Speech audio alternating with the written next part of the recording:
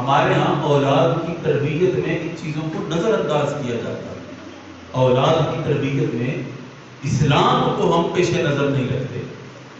جب اولاد کی تربیت میں اسلام کو پیش نظر نہیں رکھیں گے تو معاشرہ اسلامی نہیں بن پائے گا. ہم کوستے رہیں کہ جناب حکومت ایسی ہے، حالات ایسے ہیں، دور ایسا ہے، سب کچھ اپنی جگہ، ہم کیسے ہیں اس پر بھی توجہ کی جائے. کیا ہم نے اپنی اولاد کی تربیت اسلام کے مزاج کے مطابق کی ہے؟ کیا ہم نے اولاد کو اسلام سکھایا ہے؟ تربیت اولاد کے اندر اسلام کو بالکل صرف نظر کر دینا کتنا ایک عظیم المیہ ہے. اس دور کے اندر جو فتنے ہیں نوجوانوں میں تربیت کے فقدان کے حوالے سے، یعنی بنیادی انہیں مسائل نہیں پتا. پھر ہوتا کیا ہے، کسی کا باپ مر جائے تو اولاد کو جنازہ پڑھنا نہیں آتا. بھئی کسی غیر کے جنازے میں جاتے نہیں تھے، پتہ نہیں تھا باپ مر گیا ہے، اور چونکہ دکھ بھی ہے، اب باپ کے مرنے کا دکھ ہے. یہ میں وہ پریکٹیکل بات بتا رہا ہوں جو ہمارے ہاں ہوتی ہے. باپ کے مرنے کا دکھ ہے اور مصروفیت ہے، قبر کا انتظام کرنا ہے، لوگ آ رہے ہیں افسوس کر رہے ہیں، جنازے کا وقت ہو گیا، جنازہ آتا نہیں تھا، اب پڑھنا بھی ضروری ہے.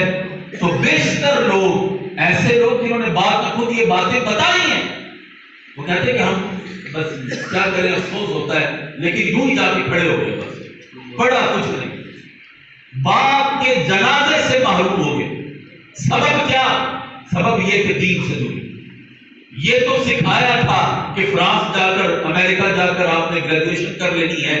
باپ نے دن رات مزدوری کر کے ایک کر دیا کہ اپنے بیٹے کو میں فرانس سے پڑھاؤں گا، بیلجیم سے پڑھاؤں گا، امریکہ سے پڑھاؤں گا. بڑے بڑے ڈاکٹریٹ کی ڈگریاں دلوا دی، لاکھوں کروڑوں پتی ہو گئے، پیسوں کی لین دین ہوگی، گھروں میں گاڑیوں کی لائنیں لگی. لیکن عالم یہ ہے کہ باپ کو غسل دینے والا کوئی نہیں.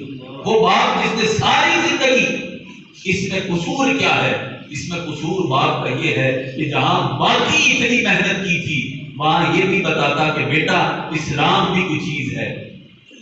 اسلام یہ ذاتی معاملہ نہیں ہے، اسلام ایک نظام ہے کہ جو چاہے، یہ ذاتی معاملہ ہے، کوئی چاہے عمل کرے کوئی چاہے نہ کرے، ایسا نہیں ہے. یہ ایک سسٹم ہے، یہ سسٹم آف سٹیٹ کہہ سکتے ہیں، سسٹم آف رولنگ کہہ سکتے ہیں. یہ پورا نظام حیات ہے، انفرادی نظام سے لے کر اجتماعی نظام اور پھر نظام اقتدار تک، نظام عدل، نظام ریاست، نظام معیشت، ہر چیز ہے اس کے اندر. اور جب والدین فوت ہو جائیں تو شریعت نے پہلا حق غسل دینے کا، اولاد کو جنازہ پڑھانے کا پہلا حق اولاد کو رکھا ہے. کتنے لوگ ہیں کہ جب باپ مر جائے تو وہ اس اہل ہوتے ہیں کہ غسل دے سکیں، انہیں غسل دینا آتا ہے. کتنے لوگ ہیں کہ جو جنازہ پڑھانے کی قابل ہیں کہ اگر باپ مر گیا انہیں جنازہ پڑھنا نہیں آتا. تو ستم یہ ہے کہ جہاں باقی ہر چیز میں کامیابی ہے، یہ دین سے دوری ہے. اقبال نے کہا تھا وہ معزز تھے زمانے میں مسلمان ہو کر، ہم ہوئے رسوا تارک قرآن ہو کر.